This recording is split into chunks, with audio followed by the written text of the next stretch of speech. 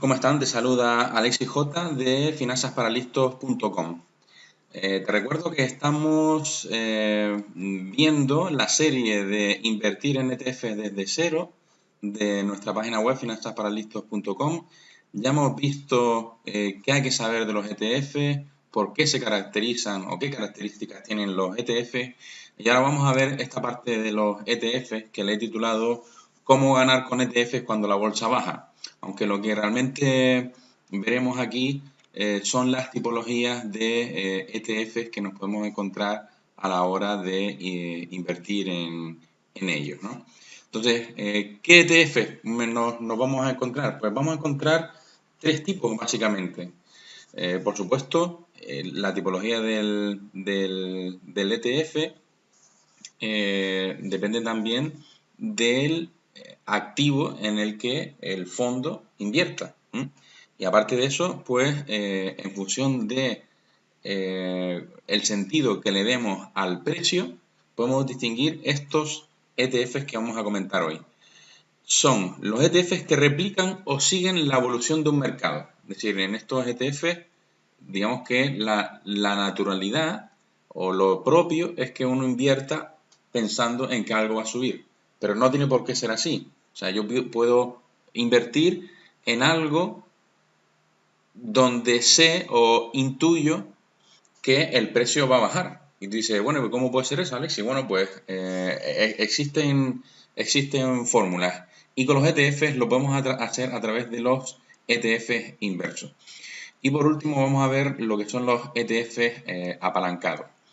Venga, pues empezamos con el ETF que invierte en un índice, que es el que hemos visto hasta ahora y el que yo he puesto como ejemplo en otros artículos. Entonces, pues vamos a hablar de esto, los ETFs que siguen la evolución de un mercado. Y como te decía, o sea, estamos acostumbrados a comprar una cosa a un precio y venderlo a un precio superior. Es decir, que lo mismo vamos a hacer con el ETF. Vamos a invertir con un valor con la esperanza de que ese valor se multiplique y pueda venderlo en un valor superior, con lo cual yo me llevaría esa plusvalía. Aquí podemos encontrar los ETFs que replican índices como pueden ser el Eurostoxx 50, el IBEX 35 o el Nasdaq. ETFs que invierten en sectores especializados. Estaremos hablando, por ejemplo, de acciones que cotizan en tecnología, en las farmacéuticas, pues podemos, sectores como el transporte, la banca, las utilities, las eléctricas, hay otro sector interesante en Estados Unidos que es el de cuidados de salud, en fin, también podemos invertir en ETFs sobre países como Brasil, India, China, Rusia, en fin, estos son países emergentes, pero en general podemos hacerlo no solo de forma individual en ellos, sino también existe un ETF que es para países emergentes que tiene un poquito de todos ellos, ¿no? ETFs que invierten en productos financieros como la deuda pública o como la deuda corporativa, perdón, o como la deuda privada. También existen ETFs que invierten en metales preciosos, como el oro, la plata, el platino y hasta el paladio. Y por último, pues no tenemos que olvidar o no debemos olvidar otros ETFs que son los que invierten, parece que estamos en el supermercado, pero son los que invierten en productos que podemos encontrar en el super, como el cacao, el maíz, el azúcar y el café.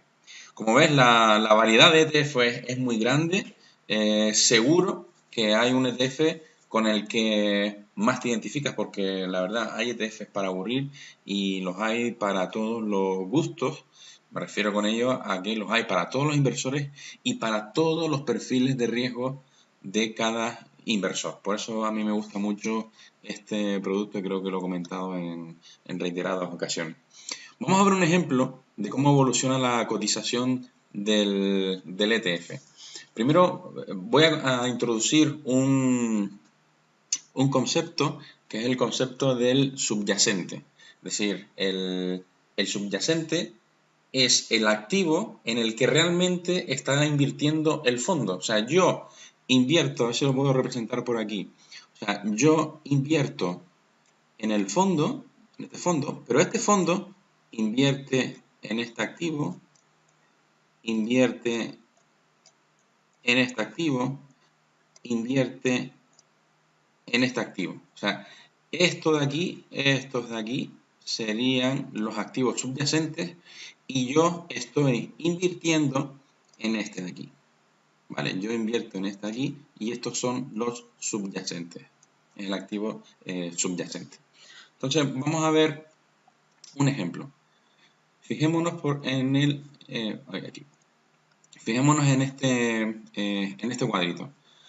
Vemos cómo aquí están representados los días de cotización, que pueden ser los días de una semana, o esto lo podemos establecer por meses o por semanas. Este es el valor del índice de referencia, que para simplificar los cálculos he previsto que empiece en 100. Esta es la evolución del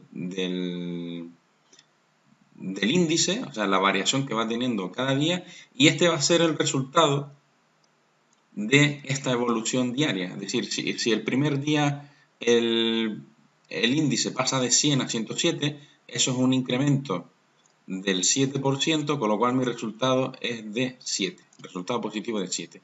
Al día siguiente, el índice, imagínense que baja un 8%, con lo cual pasa de 107, es decir, el 8%, o sea, si le quito el 8% a esta cantidad de 107 me da 98,44, con lo cual el resultado del día es de menos 8,56. Y así sucesivamente. O sea, lo que comento por aquí, hombre, para simplificar los cálculos he empezado con una base de 100 y las variaciones. O sea, a mí no me gustaría estar en un activo que me varía así, que un día me sube un 7, otro me baja un 8, esto es una locura. Esto no hay, o sea, no podría dormir por las noches. Y si yo no puedo dormir por las noches, ese activo no es para mí, no forma parte de mi perfil de riesgo. Igual para algunos de ustedes sí, pero no es mi caso, ¿no? Entonces, bueno, esto es un ejemplo, pues para que vean un poco cómo se va calculando el resultado diario del ETF. Hago aquí una advertencia, oye, que es muy importante que sepas que aunque no inviertas directamente en acciones, porque estás invirtiendo en el fondo, porque el instrumento que hemos elegido es el ETF, vimos que el ETF sí que invierte en acciones, con lo cual al final estás invirtiendo en acciones. Por tanto, tienes que tener un control emocional y saber si esa inversión es apta para ti como inversor. Y por último comento aquí que los ETF son fantásticos, a mí me encanta porque como inversor particular tienes acceso a mercados que por tu cuenta no podrías. Pero invertir en valores, o sea, es complicado invertir en valores emergentes, es complicado especializarse en algún sector y poder invertir en ese sector. Hay mercados que son sumamente restrictivos o restringidos y incluso lo puedes hacer en moneda extranjera. Esto es un riesgo adicional, cuidado. Hay ETF que están expresados en moneda extranjera, sobre todo en dólares. Ahí el mercado americano tiene muchísimos ETF, mucho más que el europeo.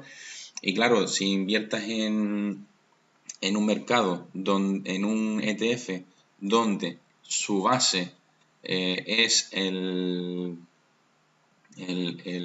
dólar, si mi inversión está denominada en euros, sabemos que hay una cotización euro-dólar.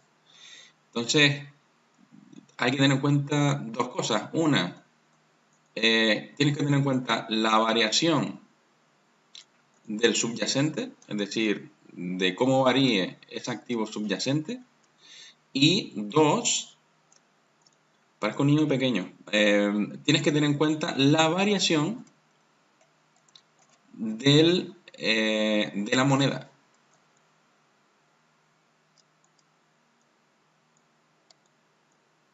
Porque imagínate que la variación del subyacente en un año, has hecho una inversión en un año y esta variación del subyacente fue de un 10%, dices, joder, pues oye, pues qué buena inversión hice este año, un 10% de rentabilidad, genial. Pero si el euro o el dólar tiene una variación negativa del 8,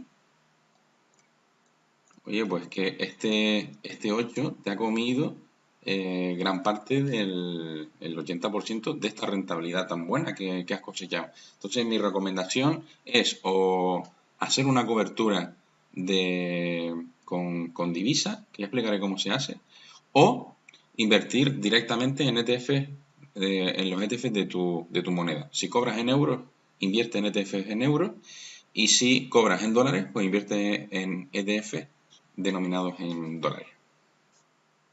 Como ya voy 10 minutos, este vídeo lo voy a dejar aquí y nos vemos en el siguiente vídeo donde explicaré los ETFs inversos, y si no me lío demasiado ya me meto con los ETFs apalancados. Muchas gracias por tu atención y lo dicho, nos vemos en el siguiente vídeo. Saludos.